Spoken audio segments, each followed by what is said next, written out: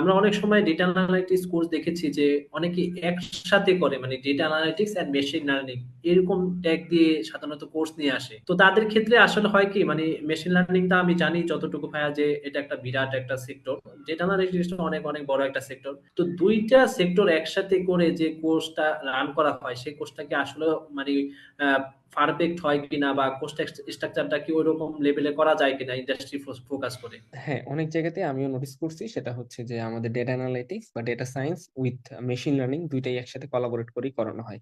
তো দেখা যায় কি যে সেইখানে আমি যদি এই টাইপের কিছু নিয়ে আসার চেষ্টা করি বা আমাদের কোর্সের মধ্যে যদি এই টাইপের জিনিস আমরা ইনক্লুড করি, দেখা যাবে অনেকের ক্ষেত্রে তারা হচ্ছে একসাথে দুইটাকে নিতে পারতেছে না। বা এই জিনিসগুলো কিন্তু এরকম না যে হচ্ছে আমি 1 মাস ক্লাস করলাম বা 2-3 মাস বা 4 মাস ক্লাস করলাম আর একদম শিখে এক্সপার্ট হয়ে গেলাম, বিষয়গুলো কিন্তু এরকম না। আমাদেরকে যেটা করতে হয় যে নিজেদেরকে আস্তে আস্তে ডেভেলপ করতে হয়। তো এই জন্য আমরা কোর্সের মধ্যে রাখার চেষ্টা করছি প্রথমে উনি ডেটা অ্যানালাইসিসটা ভালো মতো শিখবে, কারণ ডেটা অ্যানালাইসিস হচ্ছে মেশিন লার্নিং এর একটা পার্ট।